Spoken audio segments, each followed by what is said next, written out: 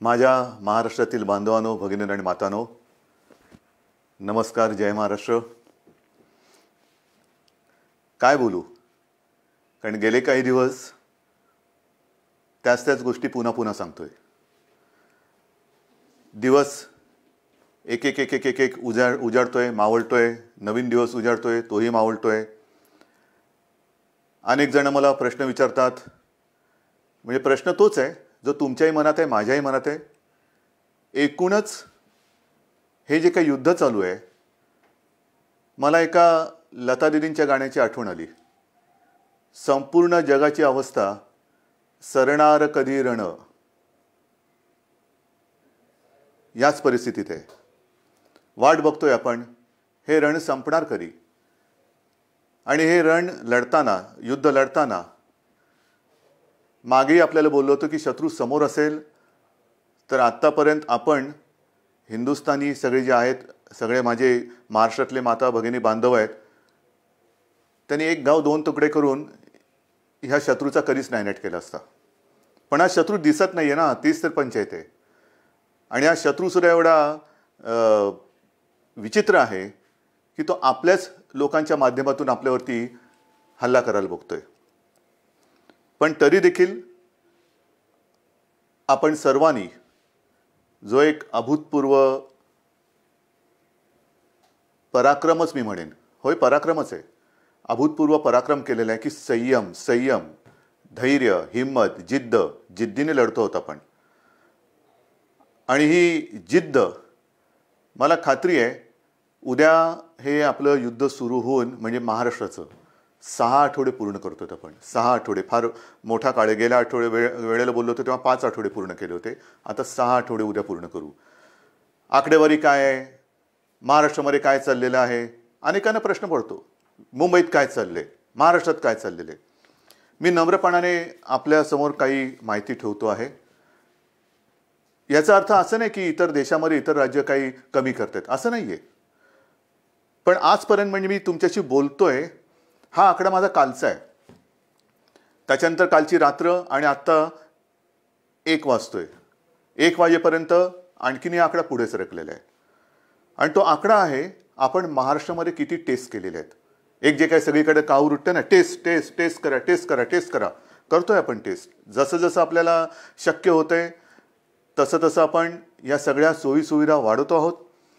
आत्तापर्यंत माझ्याकडे जो आकडा आहे, आत्तापर्यंत म्हणजे हा कालचा, मी पुन्हा एकदा सांगतो, काल संध्याकाळपर्यंतचा साधारणतः 66,796, म्हणजे 66,800 पर्यंत ह्या टेस्ट झालेल्या आहेत.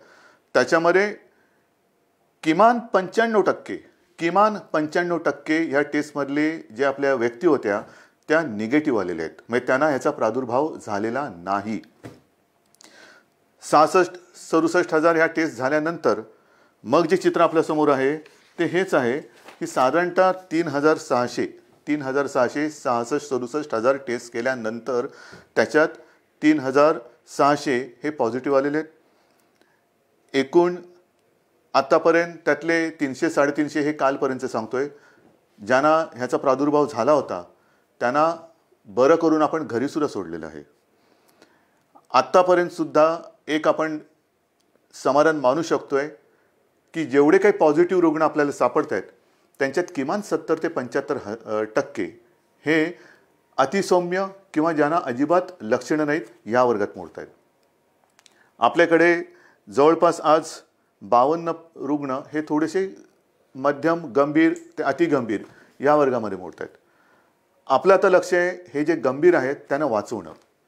पण होतंय काय की काही ठिकाणी आजसुद्धा मला ठिकठिकाणच्या डॉक्टरांकडनं जे काही त्यांच्याशी चर्चा करतोय तर असं समजतंय की बऱ्याच वेळेला अगदी शेवटच्या टप्प्यामध्ये हे रुग्ण आपल्याकडे येतात. म्हणजे आपण काहीच करू शकत नाही. काही केसेसमध्ये तर असे आढळून आलेलं आहे की तो रुग्ण आल्यानंतर त्याचा रिपोर्ट टेस्टला दिल्यानंतर तो जो काय काळ लागतो, टेस्टसाठी जो काय काळ लागतो, रिपोर्ट येण्यासाठी तो लागतोच आहे. तो काय अजून कोणी कमी नाही करू शकलेला. तो रिपोर्ट प्राथमिकता देऊन आपण करून घेतो की हा गंभीर आहे, ह्याचा रिपोर्ट आम्हाला आधी द्या.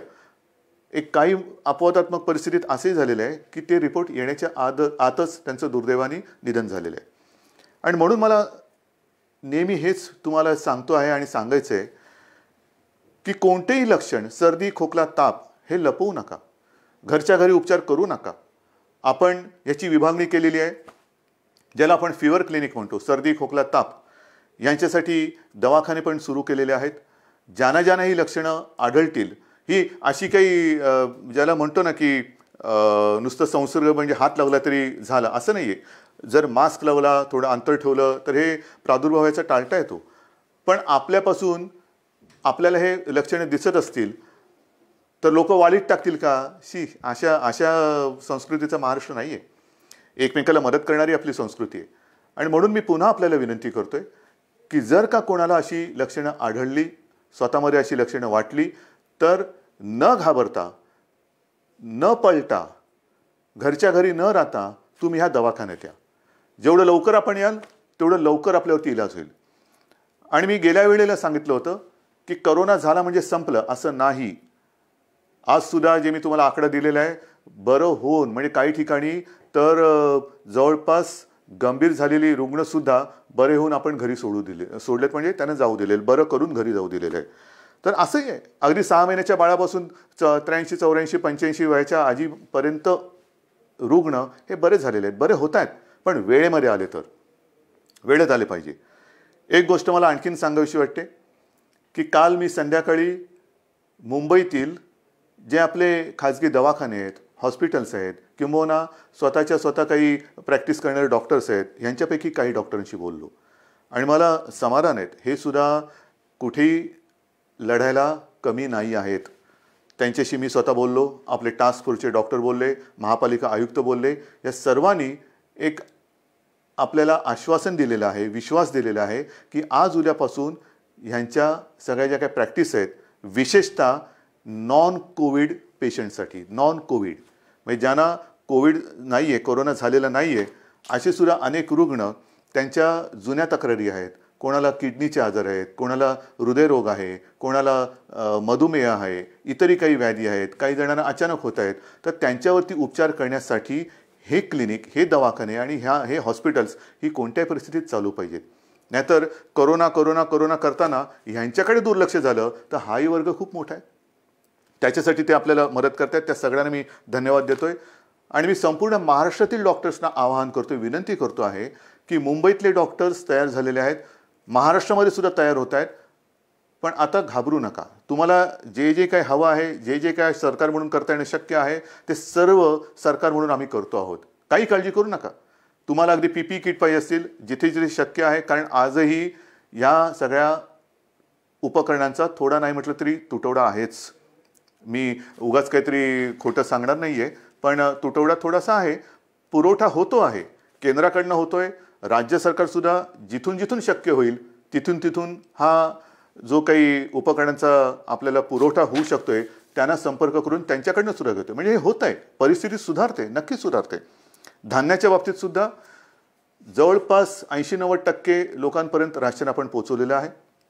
भगवा रेशन कार्डच्या बाबतीमध्ये राज्याने जो एक मोठा निर्णय घेतला त्याच्याप्रमाणे वाटप आता येत्या काही दिवसात सुरू होते. आपण त्यांना कमी दराने, सवलतीच्या दराने अन्नधान्य देतो आहोत.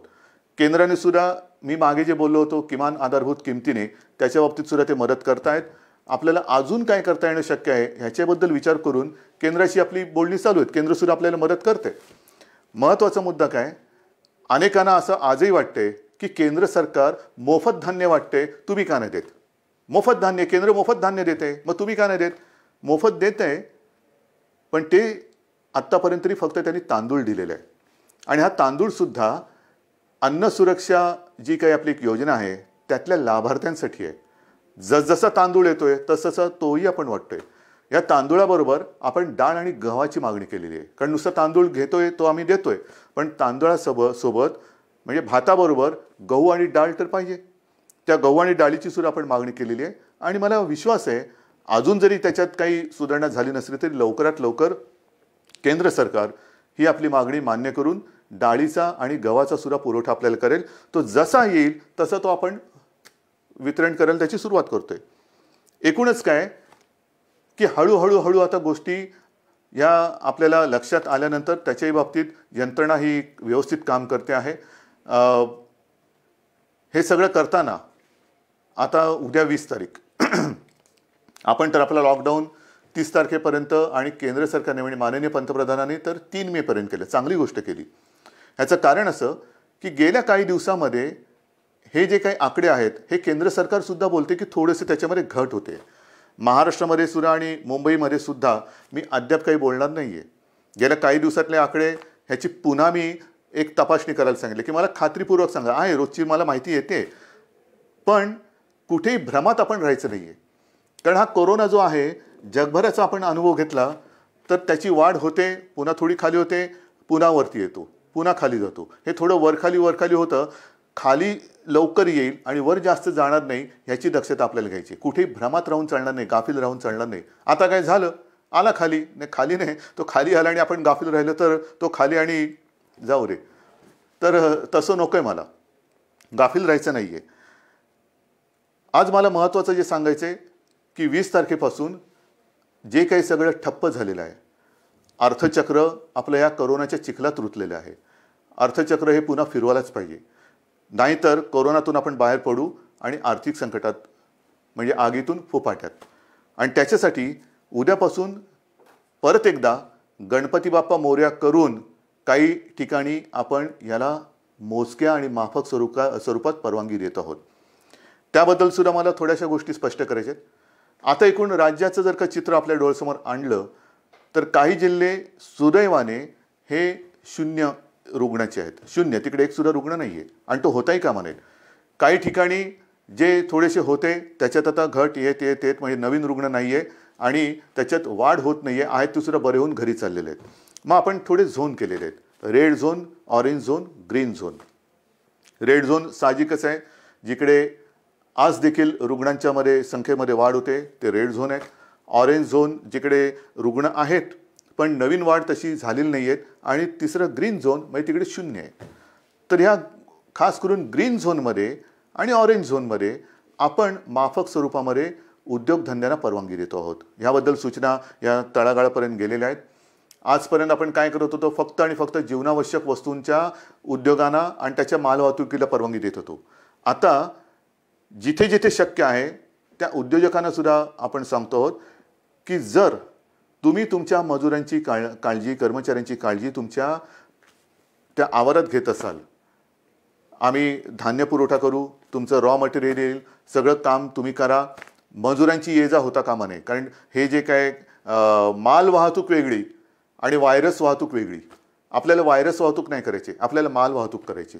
म्हणून माल चालू राहील, त्याची वाहतूक चालू राहील, पण व्हायरस बंदी ही राहणारच. व्हायरसची वाहतूक होणार नाही. ही व्हायरसची वाहतूक ही कळत नकळत होते आहे. आणि म्हणून आता मला कोणताच धोका पत्करायचा नाही आहे, अजिबात नाही आहे. जे तुम्ही आत्तापर्यंत सहकार्य केलेत मला माहिती आहे खूप कठीण आहे. काही न करता शांत बसून राहायचं ह्याच्यासारखी दुसरी मला नाही वाटत दुसरी कोणती शिक्षा असेल. पण ती शिक्षासुद्धा तुम्ही एक तुमचं कर्तव्य म्हणून भोगता आहात, सोसता आहात. तुम्ही शिस्त पाळताना मी दुसऱ्याला शिस्त नाही मोडू देणार, अजिबात नाही. कारण ती आता परवडणार नाही आपल्याला. आणि त्याकरता आपण ह्या काही गोष्टी सवलती म्हणा किंवा थोडीशी एक हातपायाची म्हणजे बराच वेळ अंग आखडून गेल्यानंतर हळूहळू आपण सुरू करतो ना, तसं सुरू करायचं आहे. एकदम उठून उड्या मारायला लागला तर पुन्हा काहीतरी व्हायचं. तर तसं नाही, हळूहळू शिथिलता आणत आपण पुन्हा पूर्वपदावरती यायचं आहे. आणि त्याच्याकरता ह्या काही ज्या मुभा म्हणतोय त्या आपण देतो आहोत. त्याच्यामध्ये साहजिकच आहे, शेती आणि कृषी याच्यात पहिलेही बंधन नव्हतं, आताही राहणार नाही. जीवनावश्यक वस्तू, त्यांचा पुरवठा, त्यांचं उत्पादन ह्याच्यात कुठेही एक रुकावट येणार नाही. इतरही काही ज्या काही गोष्टी आहेत त्याची सुद्धा वर्गवारी केलेली आहे. केंद्राकडनं सुद्धा आत्ताच एक सूचना आलेली आहे, सूचनाची नियमावली आलेली आहे, त्याच्याप्रमाणे सुद्धा काही होईल. म्हणजेच काय की एक लक्षात घ्या की जिल्ह्याच्या वेशी आपण उघडत नाही आहोत, अजिबात नाही. या जिल्ह्यातून त्या जिल्ह्यात जायला अजूनही परवानगी दिलेली नाही. फक्त माल वाहतूक होत राहील, पण आपण तर घरातच राहायचं आहे. जिल्ह्यातल्या जिल्ह्यात जिथे म्हणजे हे जिल्हे जिथे त्याच्यात काही 0 आहे, ग्रीन झोन आहे, तिथल्या तिथे म्हणजे तिथे आता कोरोना नाही आहे, त्याच्यात आपण तिथल्या तिथे ये जा करायला देतोय. दुसऱ्या जिल्ह्यात त्या जिल्ह्यात देतोय. पण ह्या जिल्ह्यातली माणसं त्या जिल्ह्यातली माणसं ह्या जिल्ह्यात, हे आता तरी आपण होऊ देत नाहीये. किमान 3 मे पर्यंत तरी ही बंधन आपल्याला पाळायचे. आणि हे करताना मला साहजिक आहे की काही जणांच्या मनासारखं होतंय, ते आपल्याला आशीर्वाद देत आहेत, माझं कौतुक करतायत, उद्धवजी चांगलं काम करतायत. काही जणांच्या मनासारखं होत नाही आहे, साहजिकच आहे, ते माझ्यावरती थोडेसे रागावले असतील. खास करून मी माझ्या पत्रकार बांधवांना सांगतोय, पत्रकार बांधव, कारण काल आपण एक नियम सगळ्यांना सांगितला की वृत्तपत्रांवरती बंदी नाही आहे, अजिबात नाही आहे. वृत्तपत्र ही जसं आपण पेपर स्टॉल म्हणतो तिथे उपलब्ध करायला काही हरकत नाही आहे, पण खास करून मुंबई पुणे जिथे रेड झोन आहे तिथे मात्र घरोघरी वृत्तपत्र आज तरी टाकू देणं हे मला योग्य वाटत नाही आहे. मला कोणाशी वाद नाही करायचा की याने काय होतं त्याने काय होतं, नाही. कदाचित माझी भीती अनाठही असेल, भीती अयोग्य असेल. मला कोणी वाईट म्हणतील म्हणू देत, मी महाराष्ट्रासाठी वाईटपणा घ्यायला तयार आहे, जरूर तयार आहे. जर माझ्या महाराष्ट्राचं भलं होणार असेल आणि त्याच्यासाठी मी वाईट ठरत असेल तर मी वाईटपणा घ्यायला तयार आहे. अत्यंत नम्रपणाने, जसं तुम्ही माझं कौतुक करता तसंच हा वाईटपणासुद्धा मी स्वीकारायला तयार आहे. पण कृपा करून आत्ता ह्या आणीबाणी म्हणजे हे आरोग्यविषयक आणीबाणी असताना त्याच्यात मला कोणताही धोका घ्यायचा नाही आहे. अयोग्य योग्य हे उद्या कळेल, पण समजा कुठे काही फटकन काही घडलं तर मला आता मुंबई पुणे आणि इतर कुठे काय असेल तिथे हे कोणत्याही परिस्थितीत संकट संपवायचं आहे. आणि म्हणून मी आपल्याला सगळ्यांना सांगतो की आजपर्यंत जसं तुम्ही मला सहकार्य केलं तसंच सहकार्य हे मला नाही, आपण आपल्याला स्वतःला सहकार्य करतोय. याचं कारण आज तरी या रोगावरती औषध आलेलं नाही, कोणती लस आलेली नाहीत, प्रयोग सुरू आहेत. पण असं ठामपणे कोणी सांगत नाही हे औषध घ्या म्हणजे पी हळद आणि हो गोरी, असं काही नाही आहे. अजूनही असं सापडलेलं नाही आहे. ते सापडेल तेव्हा हे सगळीकडे होईल, मग ही भीती कमी होईल. पण आत्ता तरी याच्यापासून लांब राहणं हे एवढाच हा एकच उपाय आपल्याकडे आहे. आणि त्याकरता मी पुन्हा एकदा आपल्याला सगळ्यांना सांगतोय की एकतर जरी ही थोडीशी मुभा आपण सर्वांना देत असलो तरी नागरिकांना कृपा करून विनंती आहे की आपण मात्र घराबाहेर पडायचं नाही आहे. अत्यंत आवश्यक असेल तेवढ्या पुरतंच घराबाहेर पडा. पडताना घरगुती मास्क असेल तो वापरा. आल्यानंतर म्हणजे काही ठिकाणी अँटी कोरोना पोलीस, मला समाधान वाटलं की काही ठिकाणी सुरुवात झाली. अगदी पोलीस अधिकाऱ्यांच्या घरात सुद्धा अँटी कोरोना पोलीस आलेले आहेत. मी काल ऑनलाईन बातमी बघताना आपल्या विश्वास नांगरे पाटलांना त्यांच्या घरात जाताना त्यांच्या अँटी करप्शन पोलीसने अडवलेलं आहे की बाबा थांबा, बाहेर फोन तुमचा सॅनिटाईज करा, हात धुवा, आत आल्यानंतर पहिला आंघोळीला जा. हे फार महत्त्वाचं आहे. अँटी कोरोना पोलीस म्हणजे घरातल्या घरात आपण काळजी घेणं गरज आहे. आपल्या मातापित्यांची काळजी घेणं, विशेषतः ज्यांना हे काही विकार असतील, डायबिटीज असेल, हृदयविकार असेल, इतरही काही मधुमेह असेल, ते वेळच्या वेळेला औषध घेतात की नाही आणि त्यांची ही सगळी जी लेवल आहे, हे जे काही विकार आहेत ते मर्यादेच्या आत राहतात की नाही हे बघणं हे आपल्या घरातल्या सगळ्यांचं कर्तव्य आहे. काही ठिकाणी मला अशी मेसेज येत आहेत की लहान मुलं आपल्या वाढदिवसाचे पैसे, आपल्या खेळण्यासाठी साठवलेले पैसे, कोणी सायकलसाठी साठवलेले पैसे हे मुख्यमंत्री सहायता निधीला देत आहेत. काय बोलायचं या मुलांना? कौतुक तर केलंच पाहिजे, आशीर्वाद तर दिलेच पाहिजे, पण मी ह्या बाळगोपाळांना सांगतो की तुम्ही काळजी करू नका. अहो आम्ही आहोत, ही माझ्यासोबतची जी पिढी आहे ती समर्थ आहे आणि हे सगळं युद्ध चाललंय हे तुमच्या भवितव्यासाठीच चाललेलं आहे. मला कल्पना आहे की पैसा करून ती एक गंमत असते, पैसा साठवणं आणि त्या साठवलेल्या पैशातून स्वतःसाठी या काही गोष्टी करणं. म्हणजे अनेक ठिकाणी घरात ह्या गोष्टी अशा आहेत की हट्ट नाही करायचा. आपल्या खाऊचा पैसा असेल, वाढदिवसाचा पैसा असेल, हा साठवत ते करायचं. तुम्ही नका करू, आम्ही आहोत, आपण खंबीर आहोत, सरकार खंबीर आहे, ही पिढी खंबीर आहे. आज सुद्धा मुख्यमंत्री सहायता निधीला मदत येते. CSR फंड मग तिकडे चालतो इकडे चालत नाही, मला तर त्या राजकारणात जायचंच नाही आहे. पण CSR फंडासाठी सुद्धा आपण एक वेगळा निधी त्याचा अकाउंट सुरू केलेला आहे. ज्यांना CSR म्हणून द्यायचं आहे मुख्यमंत्री सहायता निधीला, त्यांना CSRसाठी एक वेगळा अकाउंट आपण उघडून दिलेलं आहे. या सगळ्या गोष्टी करतो. आणि त्याचबरोबरीने घरामध्ये राहून थोडीशी एक अस्वस्थता येते, बेचैनी येते, काय करायचं कळत नाही, मग कोणाला विचारायचं, घरी कोण आहे. 2 गोष्टी आपण सुरू केलेल्या आहेत. एक तर खरं म्हणजे महाराष्ट्रामध्ये याची गरज नाही आहे, कारण महाराष्ट्र आपला हा सुसंस्कृत आहे. पण ज्या बातम्या येतात जगभरातून की घराघरामध्ये महिलांवरती अत्याचार किंवा हिंसाचार ह्या गोष्टी वाढत आहेत. महाराष्ट्रात असं होणार नाही. एक सुद्धा केस अशी होता कामा नये, अजिबात होता कामा नये. पण तरी देखील महिलांना मी विनंती करतोय की समजा दुर्दैवाने कुठे असा आपल्याला अनुभव आला तर 100 नंबर हा आपल्या मदतीसाठी आपण केलेला आहे. कुठे अशी जर का तुम्हाला वाटली की इकडे आपल्यावरती अन्याय होतो किंवा थोडंसं होते, मानसिक स्थिती थोडीशी इकडे तिकडे होते, पण तिच्यासाठी ती सांभाळण्यासाठी आणि महिलांना रक्षण देण्यासाठी एक 100 नंबर हा आपण त्या सेवेसाठी देतो आहोत. दुर्दैवाने जर का अशी कुठे घटना घडत असेल तर 100 या नंबरवरती माझ्या माता भगिनींनी फोन करावा. तत्काळ आपलं महाराष्ट्र सरकार आपला भाऊ म्हणून आपल्यासोबत आपल्या मदतीसाठी धावून आल्याशिवाय राहणार नाही.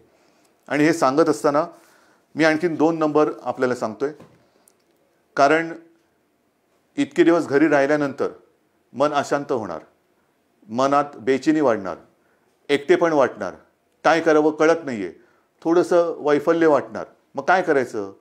तर त्याच्यासाठी सरकारने 2 नंबर आपल्यासाठी दिलेले आहेत. घेता लिहून? कागद पेन आहे हातामध्ये? ठीक आहे, बघा पटकन.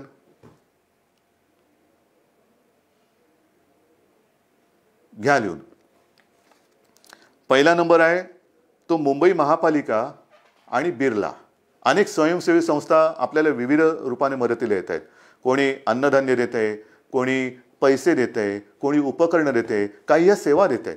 त्याच्यामध्ये बिर्ला आणि मुंबई महापालिका ह्या दोघांनी मिळून एक सेवा सुरू केलेली आहे. नंबर नीट लिहून घ्या.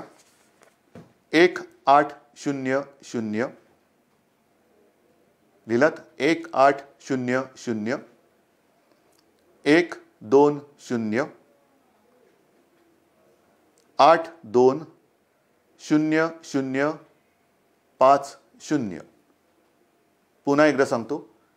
1800 120 820050. हे मुंबई महापालिका आणि बिर्ला यांच्या सौजन्याने आहे. दुसरा नंबर जो आहे त्याच्यामध्ये आपला आदिवासी विभाग आहे. त्या आदिवासी विभागाने एक जबाबदारी घेतली, त्यांना सुद्धा धन्यवाद देतो. त्यांच्यासोबत प्रोजेक्ट मुंबई ही एक संस्था आहे आणि दुसरी प्रफुल्ला. ह्या तीन जण मिळून त्यांनी सुद्धा ही एक सेवा सुरू केलेली आहे. तोही नंबर देतो. तो नंबर घ्या. 1800 बरोबर आहे. 1800 102 4040. सांगू परत? घ्या. 1800 102 4040. तर असं हे आपण जे काय करता येणं शक्य असेल ते करतोय. पण तूर्त 3 मे पर्यंत बाकी सगळ्या गोष्टी ह्या लॉकडाऊनमधल्या तशाच बंद राहतील. कोणत्याही स्वरूपाचे धार्मिक, राजकीय, सांस्कृतिक कार्यक्रम हे महाराष्ट्रामध्ये होणार नाही. कोणत्याही प्रकारची रेल्वे वाहतूक, विमानाची वाहतूक ही महाराष्ट्रात, मुंबईत होणार नाही. वृत्तपत्र माझ्या बांधवांना त्यांना सांगतोय की काल मी काही जबाबदार संपादकांशी आणि व्यक्तींशी बोललो. त्यांच्याशी त्यांना नीट समजून सांगितल्यानंतर त्यांनाही हे लक्षात आलेलं आहे. येत्या 2-3 दिवसात मुंबई पुन्हा वगळून इतरत्र महाराष्ट्रामध्ये आपण काय करू शकतो त्याच्याबद्दल आपण निर्णय घेतो आहोत. काळजी करू नका. सगळ्यांनाच कामं करण्याची इच्छा आहे. कोणालाच असं वाटत नाही आहे की हे बंधन आपल्याला फार हितकारक आहे. अजिबात नाही आहे. शेवटी बंधन टाकणं ही आनंदाची नाही तर अत्यंत क्लेशकारक गोष्ट असते. तुम्हाला मी उलटं मुख्यमंत्री म्हणून आणि सरकार म्हणून आमचं काम असं आहे की जास्तीत जास्त स्वातंत्र्य, एक मोकळेपण हे आपल्या जनतेला द्यावं, आनंद त्यांना द्यावा. पण ही परिस्थिती अशी आहे की सगळ्यांना बंधन आणण्याची एक विचित्र परिस्थिती या सरकारवरती आणि संपूर्ण जगावरती आलेली आहे. मला खात्री आहे की ह्या सगळ्या गोष्टी आपण समजून घेत आहात. समजून घेतल्या नसत्या तर तुम्ही सहकार्यच केलं नसतं.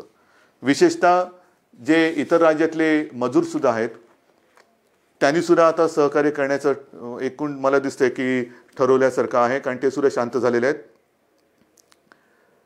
त्यांच्यासाठी मी पुन्हा बोलतो कि केंद्र सरकार के साथ हमारी बात चल रही है. आने वाले कुछ ही दिनों में मुझे पक्का भरोसा है, विश्वास है कि कुछ ना कुछ तो रास्ता निकल आएगा, निकल कर आएगा. और आप चिंता मत करो, महाराष्ट्र में आहिस्ते आहिस्ते हम काम शुरू करने जा रहे हैं. अगर संभव है तो आप आइए, काम पर लौट आइए, आपकी रोजी रोटी चालू रहेगी. और जिस दिन ये माहौल है ये ख़त्म हो जाएगा, मैं आपको वचन देता हूँ कि आपके घर तक महाराष्ट्र सरकार आपको पहुँचाएंगी. लेकिन हम चाहते हैं कि आप जब भी घर जाएंगे पूरा परिवार आपका वहाँ होगा, आप यहाँ हैं. ये अच्छी बात नहीं है, मैं भी मानता हूँ, समझता हूँ. लेकिन जब भी आप घर लौटेंगे एक खुशी खुशी जाओ, डर कर नहीं जाना. वो भी डरे हुए हैं, आप भी डरे हुए हैं. आप उनको बता दीजिए, हमारे महाराष्ट्र में हम हैं, महाराष्ट्र की सरकार हमारा अच्छा ख्याल रख रही है.